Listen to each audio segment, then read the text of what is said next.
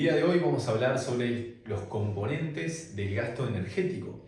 Resulta bastante interesante conocer los componentes del gasto energético como para saber cómo manipular un proceso tanto de pérdida de grasa como de aumento de la masa muscular. La mayoría de las personas sobreestima el gasto energético a través del ejercicio y subestima la ingesta a través de la comida, lo que implica que en muchos casos no se logren objetivos de pérdida de grasa porque se piensa que se come menos de lo que se come y se piensa que se gasta más de lo que se gasta. Hay muchos estudios que indican esto en la población, donde las personas suelen pensar que gastan un montón de energía entrenando y piensan que comen muy poco y realmente no comen tan poco. Así que me pareció muy interesante hacer este video para poder explicarte los diferentes componentes del gasto energético y cómo esto afecta a nuestros objetivos. Primero que nada, tenemos que saber que el componente más importante del gasto energético es lo que le llamaríamos el metabolismo basal, que es todas las calorías que necesitamos para las funciones de nuestro organismo, sobrevivir básicamente. ¿Ok? Un 70% de tu energía se va a destinar a eso. Y esto es muy importante porque hay personas que, haciendo un déficit energético para perder mucho peso, lo cual obviamente no es lo adecuado, lo que hacen es consumir menos calorías de las necesarias para sobrevivir. Entonces ahí es donde realmente se genera el contexto de cansancio, agotamiento, de extrema hambre, y es importante por eso interpretar esto. Fíjate que yo lo armé en base a los porcentajes y puse un gasto energético de 3000 calorías para que puedas ver. Una persona que gaste 3000 calorías, teniendo en cuenta los porcentajes que se manejan de los diferentes componentes, va a necesitar 2100 calorías para mantener sus funciones vitales. Entonces, esta persona quizás hizo una dieta de 1500 calorías porque quería perder mucho peso y en realidad está afectando muchísimo su salud de esa manera. Está perdiendo un montón de peso, sí, pero está perdiendo masa muscular, está perdiendo por ahí energía que va a destinar al hígado, al páncreas, al corazón, y eso realmente a largo plazo puede ser grave. En ese contexto es donde el déficit de energía es negativo para la salud, no en un contexto bien planificado y donde se considera todo esto. Así que tenemos el componente más importante que no lo podemos modificar y que está determinado por nuestro tamaño, por nuestra altura, cuando digo tamaño me refiero a la altura, por nuestro peso corporal, y que está determinado por nuestra genética, sin lugar a dudas. Está determinado por nuestra genética y también por nuestro entorno. O sea, si nosotros nos acostumbramos en general a ser más sedentarios, posiblemente también el metabolismo basal sea menor, porque si nuestra función cardíaca tiene un requerimiento menor, requiere un esfuerzo menor, posiblemente necesitemos menor energía, así como también los pulmones funcionan igual. Así que el gasto energético a través del metabolismo basal representa un 70% y son 2/3 de nuestro gasto al día. Por lo tanto, esto te indica que no tenés que hacer déficit de energía demasiado agresivo. Realmente puede ser perjudicial para tu salud y no te lo recomiendo. Como segundo componente del gasto energético, acá están en inglés, pero yo se lo voy traduciendo, el TEF, que sería el gasto energético asociado a la digestión de los alimentos, representa un 10%. Por lo tanto, si hablamos de 3000 calorías, serían 300 calorías destinadas a lo que implica los procesos digestivos. Y acá existen muchos mitos, existen personas que piensan que comiendo más veces van a optimizar su gasto energético y esto va a aumentar. La realidad es que el TEF siempre va a ser igual. Vos hagas 3 comidas, 6 comidas, 4 comidas o 5, siempre se va a mover en este entorno del 10% respecto a tu gasto energético. Entonces, eso de hacer más comidas para perder grasa o más comidas para optimizar la pérdida de grasa es una tontería, es una boludez realmente. No tengas en cuenta eso porque el TEF y los componentes en general del gasto energético siempre son estables. Digamos que son dinámicos pero dentro de un rango muy pequeño. Quizás el gasto energético basal va a ser entre 60 y 75 o entre 65 y 75, pero no va a ser un 30% porque no vamos a sobrevivir. Y el gasto energético asociado a la digestión no va a ser un 30% porque vos comas más. Eso tenés que tenerlo claro, porque comas más veces en el día o porque comas más cantidad. Lo que va a generar es que si comemos más cantidad, posiblemente sea un esfuerzo mayor, pero después de comer esa comida súper abundante, probablemente no comas otra igual. Entonces, esto se mantiene muy estable dentro de un contexto dinámico, ¿no? Y flexible.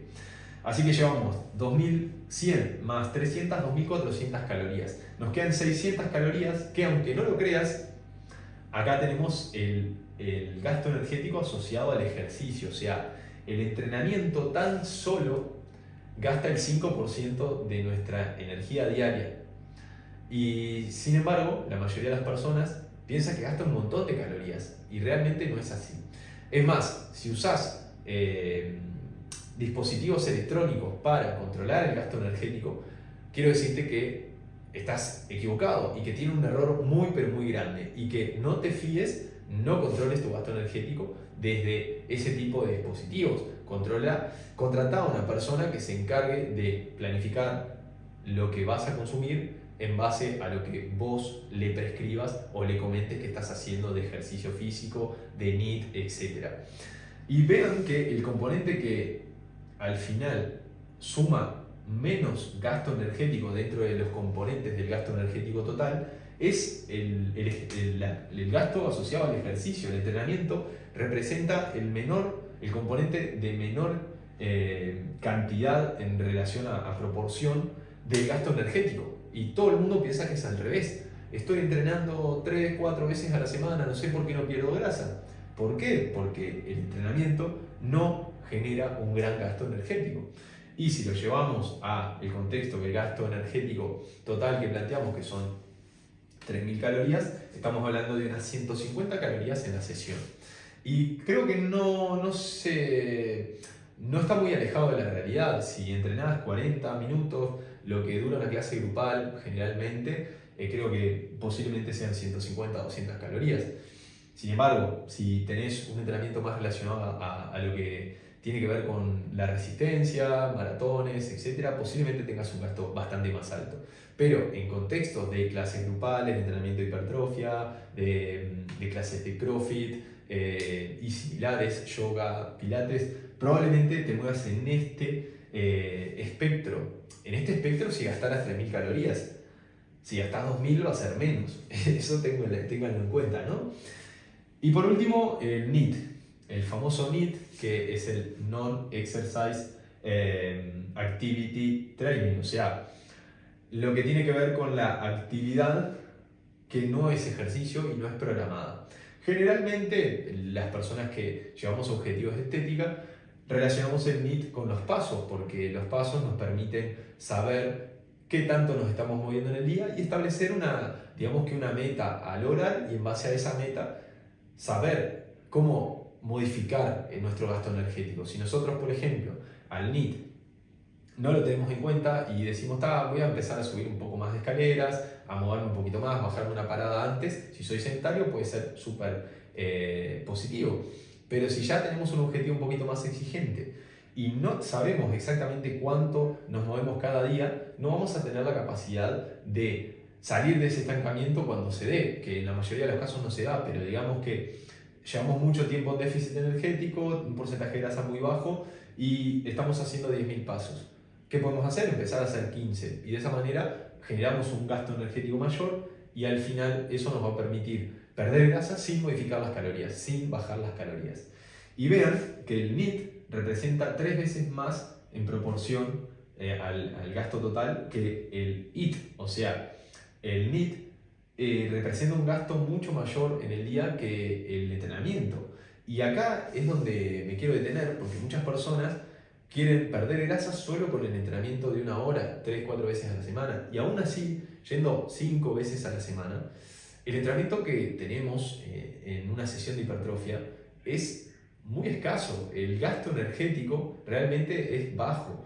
Los estímulos son buenísimos y para la salud, para la composición corporal, le estamos dando un estímulo espectacular, pero para perder grasa no estamos generando un gasto energético muy alto y es por eso que necesitamos estar activos por fuera.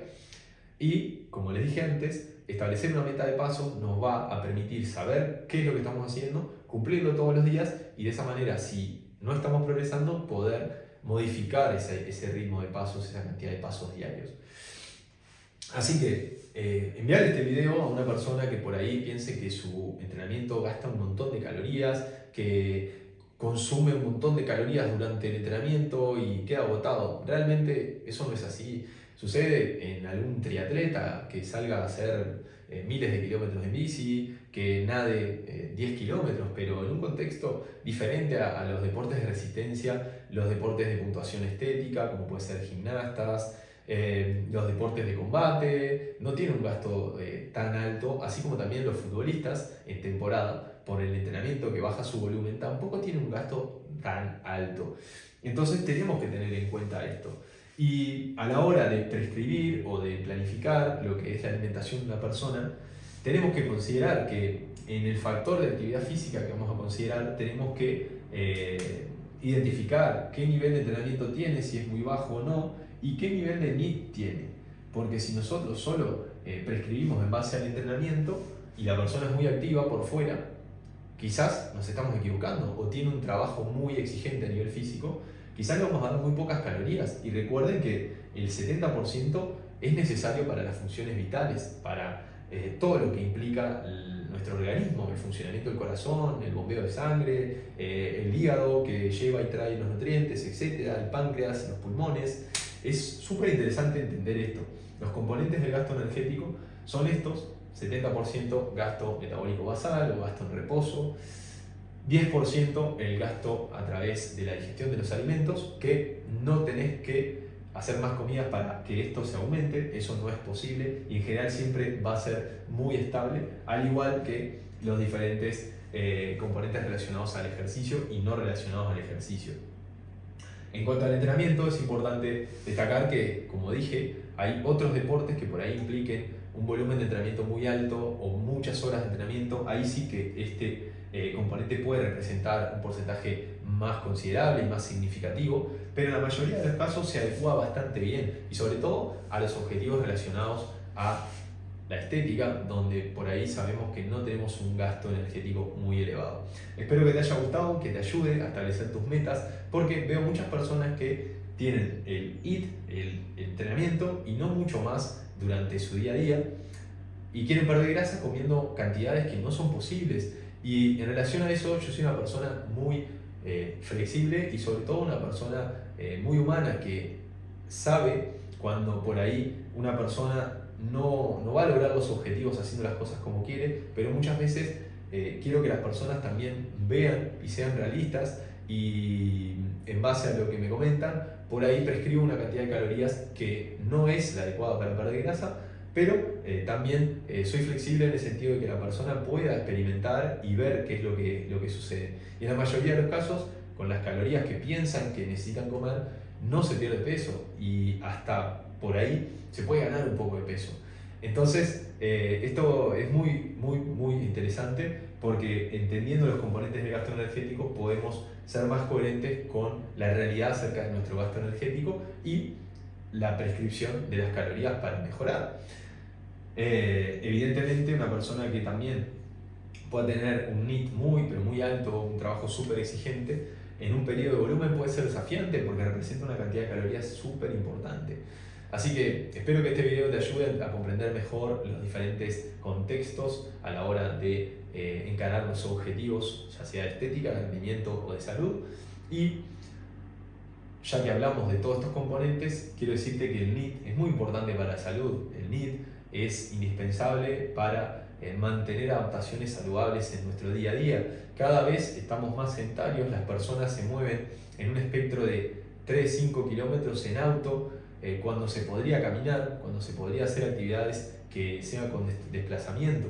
Cada vez tenemos más cosas en los aeropuertos, escaleras mecánicas, los pasadillos mecánicos que se mueven solos, hay más cosas para que no nos movamos y sabemos que para tener una mejor calidad de vida tenemos que estar en movimiento y eso es un tema de conciencia de cada uno que tenemos que trabajar. Así que este video también quiero que sea para concientizarte. Si hoy en día no das ni siquiera 5.000 pasos al día, no das 3.000 pasos al día, para que empieces a hacer un paseo, por lo menos que empieces por media hora, eso te va a ayudar mucho.